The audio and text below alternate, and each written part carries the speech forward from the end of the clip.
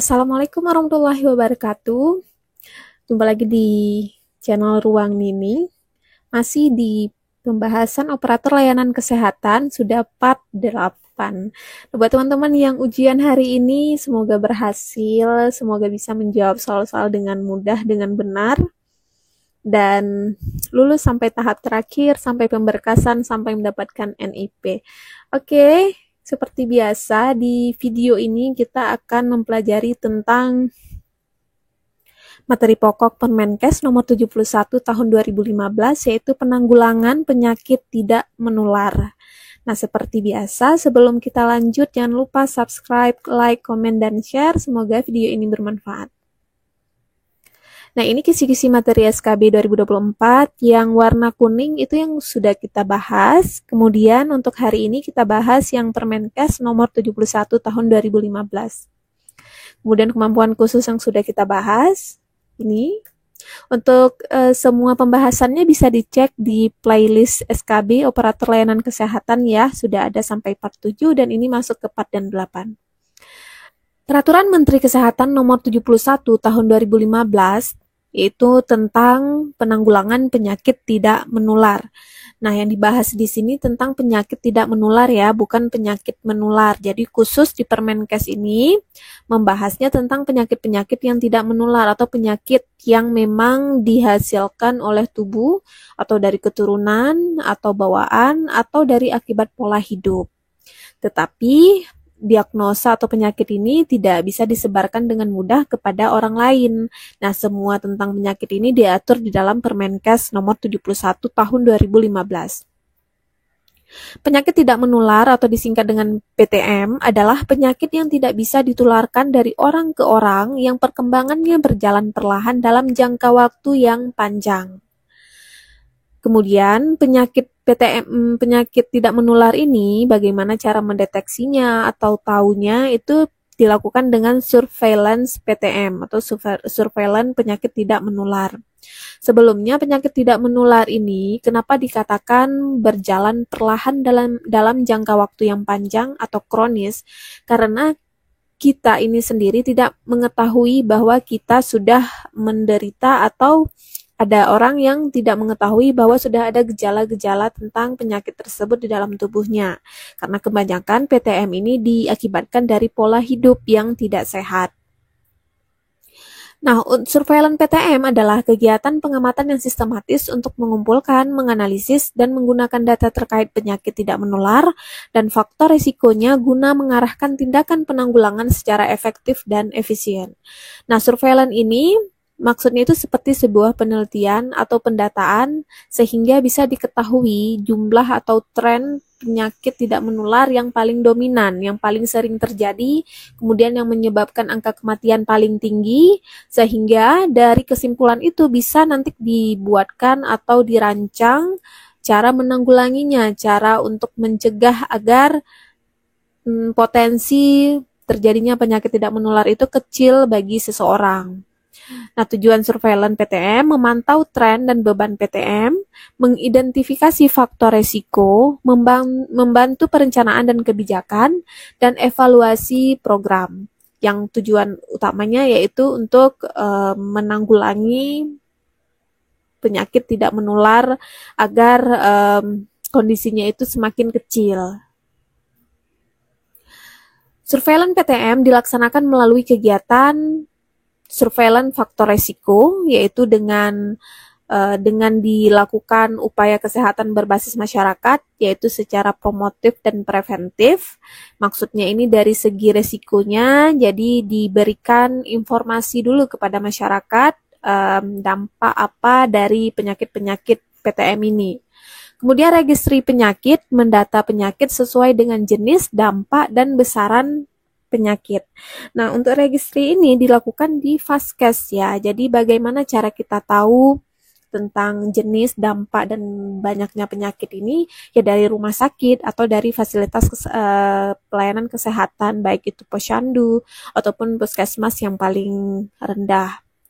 Jadi kan dari data pendataan masuk pasien itu bisa diketahui dalam 1 bulan penyakit yang paling banyak diderita oleh pasien itu penyakit apa.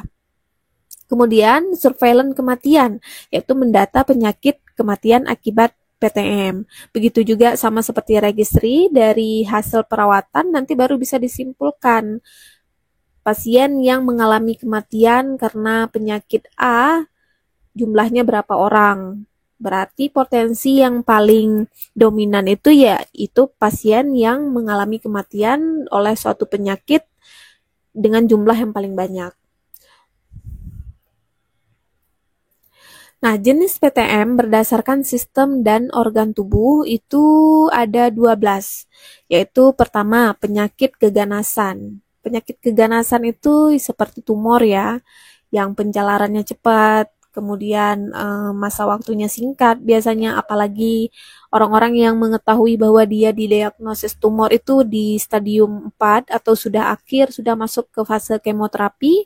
Nah, ini angka hidupnya itu maksudnya sudah bisa diprediksikan gitu loh.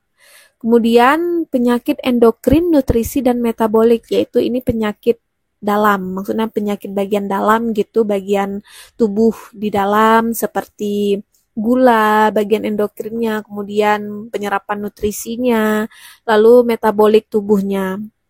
Kemudian penyakit sistem saraf, ini penyakit neurologis itu seperti vertigo, stroke, kemudian LBP. Nah, ini masuk ke sistem saraf. Penyakit sistem pernapasan, ini yang berhubungan dengan paru-paru seperti pneumonia, PPOK, COVID, itu masuk ke sistem pernafasan, asma, ini masuk juga sistem pernapasan. Penyakit sistem sirkulasi, maksudnya ini sirkulasi darah seperti penyakit jantung, kemudian penyakit mata dan adnexa, itu penyakit mata dan tumor, penyakit telinga dan mastoid, begitu juga bagian telinganya, penyakit kulit dan jaringan subkutaneus, ini area kulit dan bagian dalamnya, baik itu penyakit yang harus ditangani dengan debridement ataupun penyakit yang secara vaskular, yaitu maksudnya dengan ya bagian-bagian kulit lah ya. Kemudian penyakit sistem muskuloskeletal dan jaringan penyambung, yaitu bagian-bagian otot. Lalu penyakit sistem genitourinaria, bagian saluran kemih. Penyakit gangguan mental dan perilaku, ini seperti depresi, gangguan psikologis, kemudian penyakit kelainan darah dan gangguan pembentukan organ darah. Ini penyakit seperti autoimun, kemudian trombositopenia, kemudian leukemia. Nah, ini bagian kelainan darah. Nah, untuk jenis penyakit tidak menular ini dalam 12 kategori penyakit ini tidak akan menular dengan mudah kepada orang lain. Maksudnya jika seseorang menderita vertigo, ya orang di sampingnya itu walaupun dia berdekatan, berpelukan, atau sering berbicara dengan dia, ya nggak akan semudah itu si lawan bicaranya ini akan menderita vertigo juga gitu. Makanya dikelompokkan ke dalam penyakit tidak menular. Karena 12 penyakit ini biasanya dikarenakan oleh baik itu secara keturunan ataupun melalui pola hidup yang tidak sehat atau tidak seimbang. Bagaimana cara mencegah dan menanggulangi PTM? Nah, pencegahan dapat dilaksanakan melalui kegiatan promosi kesehatan, deteksi dini faktor risiko, dan perlindungan khusus. Untuk penyakit tidak menular ini, penanggulangan penyakit tidak menular, kalau secara upaya kesehatan itu dilakukan secara promotif dan preventif. Tetapi bukan berarti dia nggak masuk ke kuratif ataupun paliatif ya. Dia ini, maksudnya penanggulangan ini, dia dilakukan sebelum penyakit itu diderita. Oleh karena itu, makanya kelompok upaya yang bisa dilakukan oleh fasilitas kesehatan fasilitas kesehatan itu secara mempromosikannya atau memberikan preventif, maksudnya cara hidup, cara menanggulangi agar terhindar dari penyakit ini. Karena penyakit tidak menular ini didapatkan biasanya saat usia tua, ya, saat usia tua karena pola hidup saat usia muda itu tidak baik. Seperti contohnya PPOK. PPOK ini kan penyakit bagian paru ya. Biasanya penyebab utamanya itu ya karena merokok. Saat muda merokok, sering merokok, kemudian tidak pernah melakukan check up, tiba-tiba di hari tuanya sudah menjadi penyakit kronis. Nah, ini untuk kesembuhannya itu perlu perawatan yang lama. Karena kalau sudah sampai ke tahap yang serius, PPOK juga bisa menyebabkan kematian. Kemudian deteksi dini faktor resiko, maksudnya itu mengetahui dari awal apa-apa saja yang akan menyebabkan sebuah penyakit tidak menular. Kemudian perlindungan khusus ini yaitu melakukan imunisasi atau pemberian vaksin perlindungan terhadap tubuh. Nah, ini masuk ke dalam pencegahannya. Kemudian pengendalian dilaksanakan melalui kegiatan penemuan dini kasus dan tata laksana dini. Ini dilakukan oleh tenaga kesehatan dengan cara itu registrasi atau surveillance PTM. Faktor risiko perilaku yang dapat diubah seperti merokok, kurang aktivitas fisik, yaitu diubah maksudnya dengan sering berolahraga, diet yang tidak sehat, kalau sering makan junk food itu ya dialihkan ke makanan-makanan sehat, real food, walaupun mahal tetapi itu memberi efek yang bagus terhadap tubuh. Konsumsi minuman beralkohol itu harus dikurangi karena memang dampaknya atau reaksinya itu tidak nampak sekarang, akan tetapi semuanya akan terlihat saat memasuki usia 45-an, 50, 60, apalagi makanya banyak pasien-pasien yang dirawat di rumah sakit dengan penyakit tidak menular ini adalah pasien usia tua, pasien lansia. Sekarang pun banyak ditemui anak-anak muda yang dirawat dengan CKD atau cuci darah, kemudian autoimun. Kenapa? Biasanya karena kalau perempuan ya, suntik pemutih, suntik vitamin C yang berlebihan atau tidak di bawah pemantauan dokter, kemudian minum minuman kaleng atau kolagen. Nah, ini salah satu cara cepat untuk mendapatkan penyakit cuci darah, penyakit autoimun. Nah, itu paling cepat ya, karena banyak sekarang pasien-pasien yang dirawat di rumah sakit, perempuan khususnya, itu mengalami autoimun setelah ditelusuri karena gaya hidupnya ataupun karena pemakaian suntik pemutih. Oke, masuk ke latihan soal. Untuk materinya memang tidak terlalu banyak, kita lanjut aja langsung ke soal. Nah, di sini ada 10 soal. Aku bakalan share itu 5 soal tentang PTM dan 5 lagi tentang limbah B3 ya, karena kemarin di part yang ke-7 aku nggak sempat bikin atau masukkan soal, jadi aku gabung di sini ya soal-soalnya. Nah, nomor 1, upaya kesehatan yang lebih ditekankan pada aspek promotif dan preventif dengan tujuan menurunkan angka kesakitan, kecacatan, dan kematian yang dilaksanakan secara komprehensif, efektif, efisien, dan berkelanjutan disebut upaya kesehatan. Tadi sudah sedikit penjelasannya. Nah, ini adalah pengertian dari penanggulangan penyakit tidak menular. Kenapa bukan pencegahan penyakit tidak menular? Karena untuk aspek promotif dan preventif yang tujuannya memang lebih ke surveillance ini pengertian dari penanggulangan, sedangkan pencegahan ini di bawah penanggulangan, bagian dari penanggulangan. Oke. Nomor 2, berikut ini yang tidak termasuk penyakit tidak menular. Yang tidak termasuk penyakit tidak menular. A. Morbili, B. Hipertensi, C. Diabetes mellitus, D. PPOK, E. Dispepsia.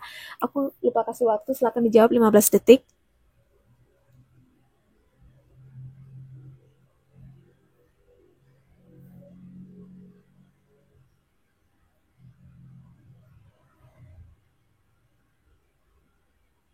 Oke, kita bahas ya. Nah, untuk penyakit tidak menular di bawah ini yang bukan termasuk, berarti dia ada di dalam opsi ini yang disebut sebagai penyakit menular. Morbili. Morbili ini adalah penyakit campak, hipertensi, penyakit darah tinggi, diabetes mellitus, ini penyakit gula yang sudah mengalami luka ya, ada lukanya. Kemudian PPOK, penyakit bagian paru, dispepsia, penyakit bagian lambung atau sakit parut. Yang tidak termasuk penyakit tidak menular adalah morbili, karena morbili atau campak ini termasuk ke dalam penyakit menular, bahkan sangat menular ya, walaupun memang reaksi dia nggak yang sampai ganas, tetapi dia mudah seperti cacar. Ini masuk penyakit menular. Nomor 3, kriteria berikut yang tidak dijadikan acuan dalam penyelenggaraan penanggulangan PTM adalah, ini sepertinya lupa aku hapus, yaitu pada jenis PTM ini nggak ada ya. A. Angka kematian, B. Angka kecacatan, C. Beban pengobatan, D. Faktor resiko yang dapat diubah, E. Angka kesembuhan. Silakan dijawab, waktunya 15 detik.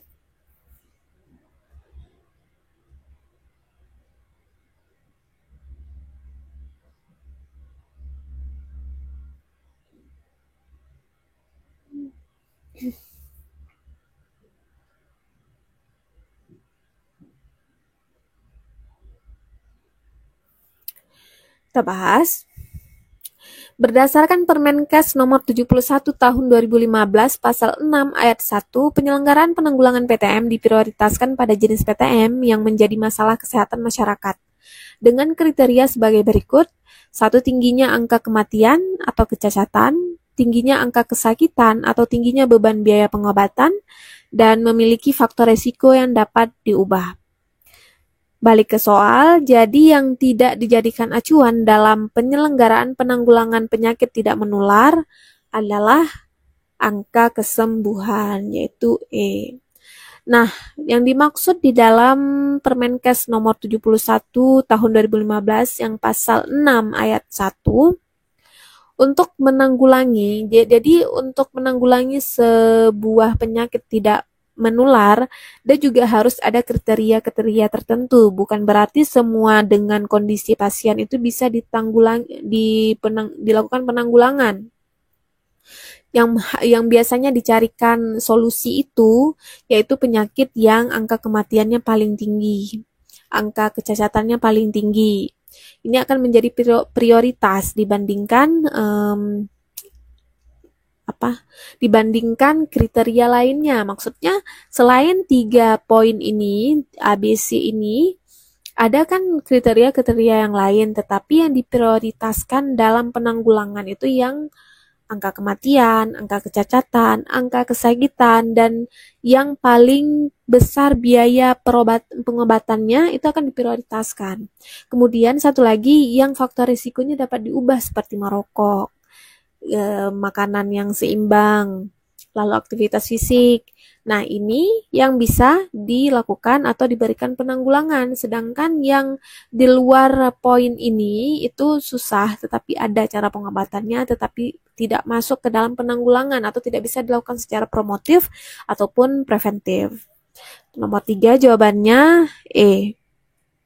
Nomor 4, terdapat perilaku patuh yang diterapkan dalam penanganan kasus penyakit tidak menular.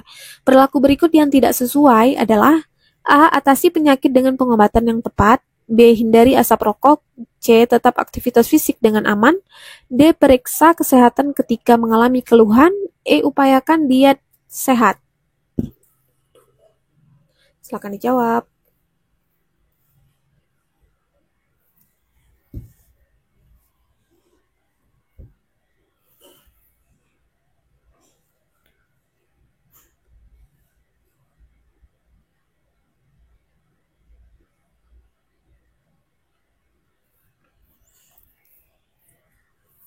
Kita bahas.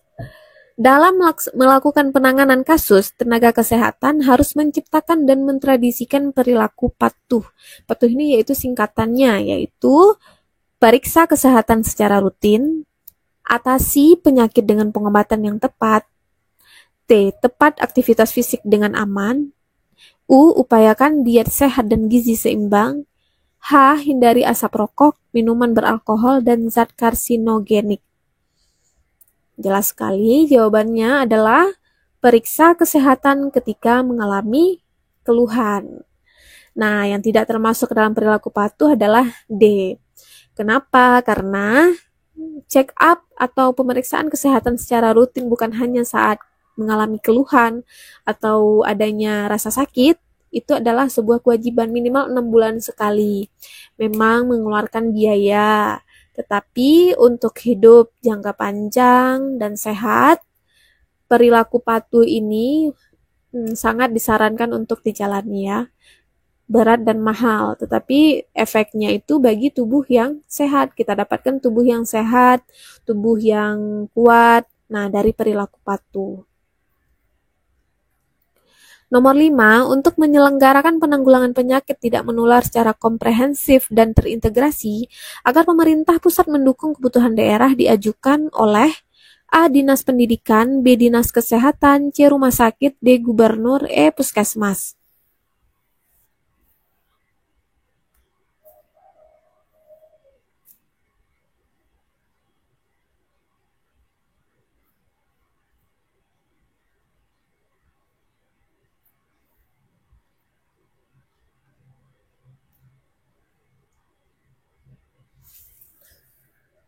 Kita bahas.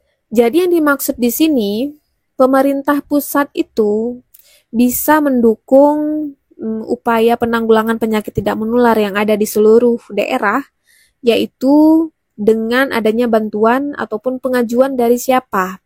Ini kan maksud soalnya. Nah, jadi pemerintah pusat secara berjenjang itu kan akan tahu lokasi di lapangan itu dengan adanya pemerintah daerah. Pemerintah daerah akan tahu kondisi di lapangan itu dengan adanya dinas ataupun instansi. Jadi jawaban di sini bagaimana cara pemerintah pusat mendukung kebutuhan yang diperlukan untuk penanggulangan penyakit tidak menular di daerah, yaitu dengan laporan dari Dinas Kesehatan. Nah, Dinas Kesehatan ini memberikan pengajuan nanti melalui pemerintah daerah, lalu ke pemerintahan pusat, sehingga kebutuhan-kebutuhan yang diperlukan oleh setiap daerah ini terpenuhi dengan untuk penyakit tidak menular ini, yaitu dengan data dari Dinas Kesehatan. Balik lagi, kenapa dilakukan surveillance PTM?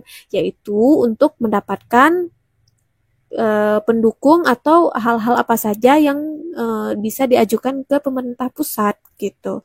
Makanya penyakit nanti ada lagi penyakit menular. Penyakit menular itu harus didata. Penyakit tidak menular dengan angka kematian yang tinggi harus didata gitu. Jadi masuk semuanya data ke Dinas Kesehatan, terlapor ke Dinas Kesehatan dan bisa dilakukan penanggulangan.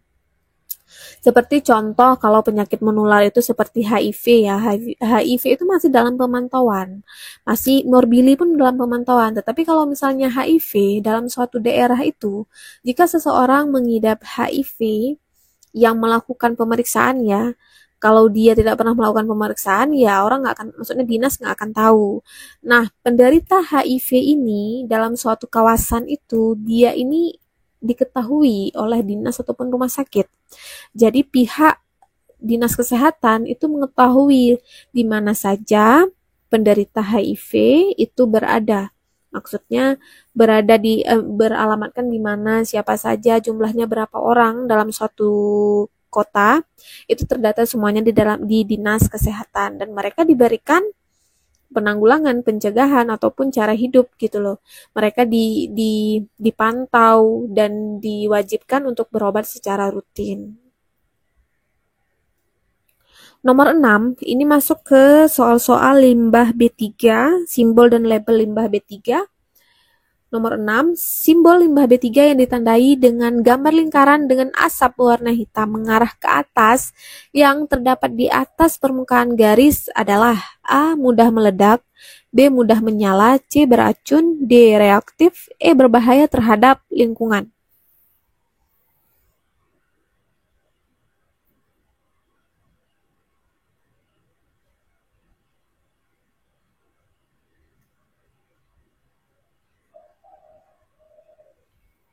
Kita bahas.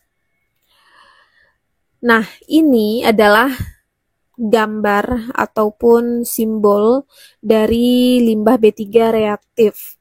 Ditandai dengan gambar lingkaran dengan asap berwarna hitam mengarah ke atas yang terdapat di atas permukaan garis. Dapat melepaskan panas dan memicu api saat berinteraksi dengan bahan kimia, contohnya asam sulfat, asam nitrat, atau bahan kimia reaktif lainnya. Di sini dalam soal tidak ditanyakan atau tidak ditampilkan gambar, tapi ada juga mungkin nanti kalau keluar di ujian ada yang model ditampilkan gambar, kemudian disebutkan. Tetapi nggak semua gambar ini akan diberikan keterangan reaktif ya. Jadi untuk 9 simbol dari limbah B3 itu bisa diingat, bisa dilihat lagi di playlist part yang ketujuh. Itu sudah aku berikan penjelasannya di sana, materinya sudah ada, sudah lengkap ya. Nah, jawaban di sini adalah simbol reaktif. Kalau simbol mudah meledak, mudah menyala, beracun, berbahaya terhadap lingkungan, kalau ditampilkan gambarnya, insya Allah bisa ditebak juga, bisa dijawab juga kalau memang tidak bisa menguasai ciri-cirinya, maksudnya penjelasannya ini, dia nanti ada gambar. Kalau dari gambar lebih mudah ditebak dibandingkan dengan perincian seperti ini. Nah, nomor 6 jawabannya reaktif. Nomor 7, langkah-langkah berikut yang tidak termasuk dalam pengelolaan limbah B3 adalah A. Penyimpanan, B. Pengolahan, C. Pengumpulan, D. Pembuangan, E. Penimbunan.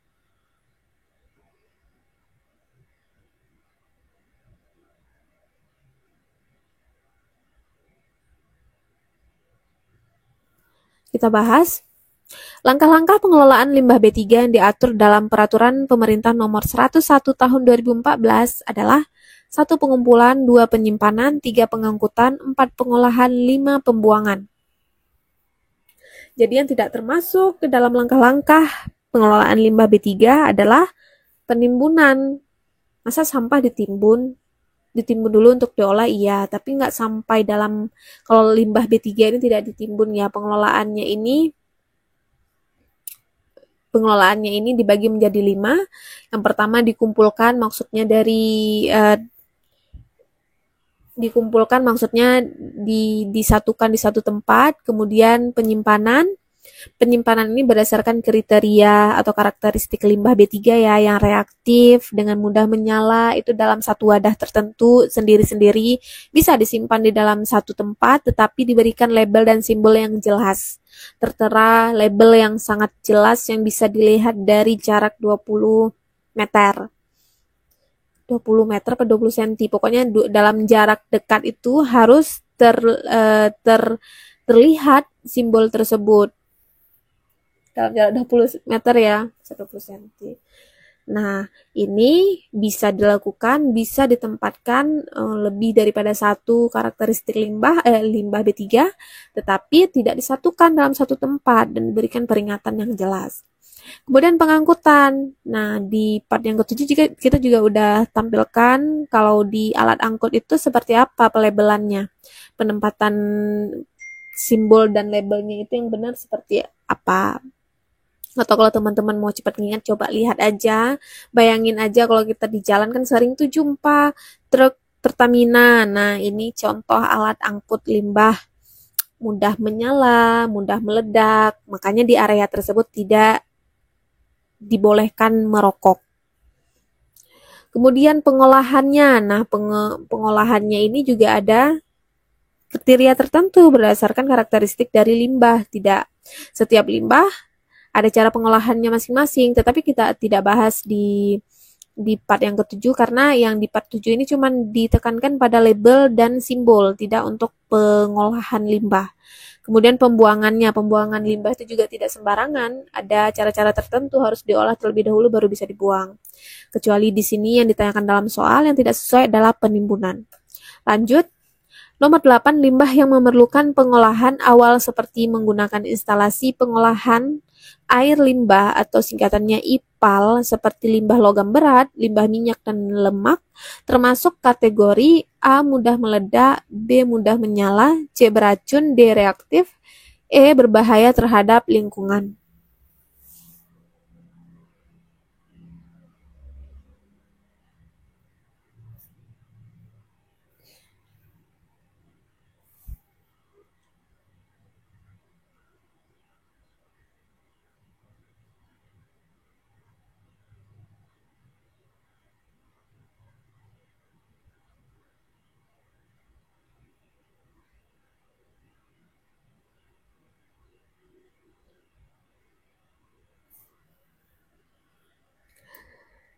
Kita bahas. Jadi di sini bisa dilihat kata kuncinya ini adalah menggunakan IPAL, instalasi pengolahan air limbah. Berarti tujuannya kemana? Ke lingkungan, berbahaya terhadap lingkungan. Jadi, hampir memang untuk 9 simbol itu, dia ada satu catatan. Jika seandainya di dalam limbah itu tidak ada penempelan 8 simbol, yaitu mudah meledak, toksik, beracun, reaktif, korosif, itu tidak ditempelkan di sebuah area pengelolaan limbah, berarti dia masuk ke dalam simbol penempelan simbol berbahaya terhadap lingkungan. Nah, apalagi di sini limbah yang diolah dengan cara IPAL seperti limbah logam berat, limbah minyak ini masuk untuk kategori berbahaya terhadap lingkungan. Jadi untuk limbah logam berat, limbah minyak tidak bisa dibuang sembarangan karena nanti akan terjadi kontaminasi terhadap air. Makanya harus dilakukan IPAL terlebih dahulu. Jadi di perusahaan atau industri yang mengolah limbah logam berat dan lain-lain ini harus ada instalasi pengolahan air limbah agar untuk lingkungannya juga terjaga, lalu makhluk hidup lainnya juga terjaga. Nomor 9, identitas berikut yang tidak perlu dicantumkan dalam label limbah B3 adalah A. Jenis limbah, B. Kode limbah, C. Alamat penghasil, D. Warna limbah, E. Jumlah limbah.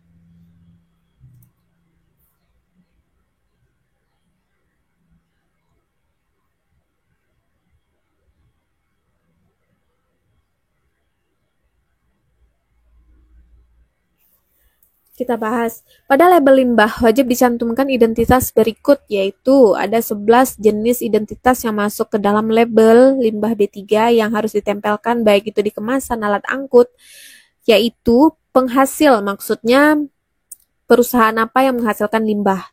Alamat perusahaan, nomor telepon dan nomor fax ini juga nomor telepon fax perusahaan. Lalu nomor penghasil ini diberikan oleh lingkungan hidup ya, Dinas Lingkungan Hidup atau Kementerian Lingkungan Hidup untuk ditempelkan atau terdata bahwa limbah ini sudah masuk pendataan. Kemudian tanggal pengemasannya, kapan dibuatnya, kapan dimasukkan ke dalam wadah. Lalu jenis limbah ini berbahaya atau tidak. Kemudian kode limbah juga ada kodenya sendiri ya di setiap perusahaan masing-masing. Lalu jumlah limbahnya berapa liter, sifat limbahnya seperti limbah reaktif, kemudian limbah meledak atau apa karakteristiknya, ini juga harus tertera. Kemudian nomor urut pengemasan, ini juga bagian dari perusahaannya. Nah, ini semua harus terdata lengkap dan ditempel di setiap wadah ataupun tempat ataupun alat angkut dari limbah B3 tersebut. Balik ke soal, jadi yang tidak perlu dicantumkan di dalam label limbah B3 yaitu warna limbah. Warna limbah tidak perlu dicantumkan, tetapi untuk label peringatan warna kuning dan tulisannya warna merah untuk peringatan ini wajib bagian dari ciri-cirinya. Tetapi untuk warna limbah seperti limbah korosif, limbah mudah menyala, itu warna apa, itu tidak ada, tidak perlu dimasukkan ke dalam identitas label. Nomor yang terakhir, pada pelekatan simbol limbah B3 pada alat angkut, jika dalam keadaan limbah yang diangkut dominan karakteristik korosif dan atau dominan mudah menyala dan reaktif, maka catatan yang tidak perlu diperhatikan adalah A. Jika memungkinkan pengangkutan dilakukan terpisah untuk setiap karakteristik limbah, B. Dominansi ditetapkan berdasarkan karakteristik yang paling dominan jumlahnya, C. Pengangkutan boleh dilakukan dalam beberapa jumlah karakteristik. D. Limbah B3 mudah menyala dan reaktif, didahulukan penanganannya bila terjadi kecelakaan. E. Hindari pengangkutan lebih dari 2 karakteristik limbah dominan.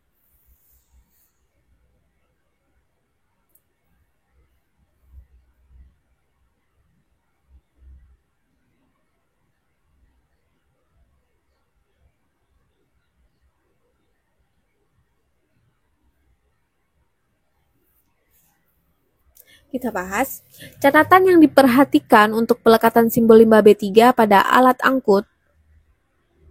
yaitu ada 4 catatan. Jika memungkinkan, pengangkutan dilakukan terpisah untuk setiap karakteristik limbah.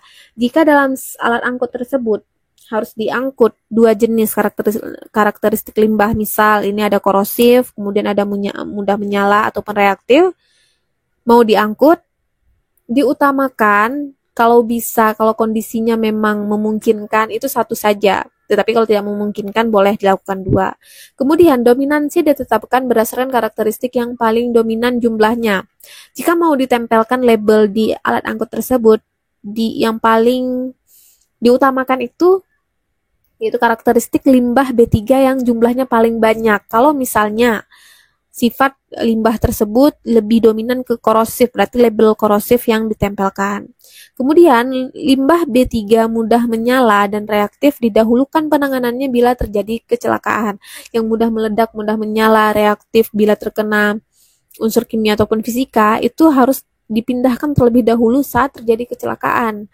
Kemudian, hindari pengangkutan lebih dari 2 karakteristik limbah dominan. Boleh diangkut maksimal 2 jenis, yaitu korosif ataupun menyala dan reaktif, tetapi tidak bisa 3. Tidak bisa dimasukkan 3 ataupun 4 karakteristik limbah, karena ini untuk menanggulangi saat terjadi kecelakaan, menghindari faktor risiko bila terjadi kecelakaan ataupun terjebak dalam situasi tertentu. Nah, balik ke soal, berarti yang tidak perlu diperhatikan dalam pengangkutan atau pelekatan simbol limbah B3 pada alat angkut, yaitu kenapa mereng? Yaitu pengangkutan boleh dilakukan dalam beberapa jumlah karakteristik. Jawabannya C. Ya, untuk ini salah edit, belum teredit. Nah, jawabannya C, pengangkutan boleh dilakukan dalam beberapa jumlah karakteristik. Ini berlawanan dengan poin keempat, yaitu pengangkutan hanya boleh 2 karakteristik. Jadi di sini yang tidak perlu dilihat atau diabaikan atau tidak seharusnya dilakukan, yaitu boleh mengangkut lebih daripada 2 karakteristik atau boleh mengangkut beberapa karakteristik. Jawabannya yang C. Oke, terima kasih sudah menonton. Terima kasih sudah ikutin sampai part yang ke-8. Yang belum, silahkan lihat playlist lagi karena ujian sudah masuk. Siapa tahu yang tanggal-tanggal ujiannya akhir bisa mempelajari. Memang yang aku share di sini belum semua kisi-kisi dari operator layanan kesehatan, tapi setidaknya yang kita pelajari mungkin bisalah muncul soalnya 10 ataupun 15 ataupun 5 soal, sudah lumayan karena yang kita pelajarin juga udah sampai part yang ke-8. Semoga kalian berhasil, semoga lulus sampai tahap terakhir. Terima kasih sudah ikutin Ruang Nining. Jangan lupa subscribe, like, komen, dan share. Semoga video ini bermanfaat. Sampai jumpa di part selanjutnya.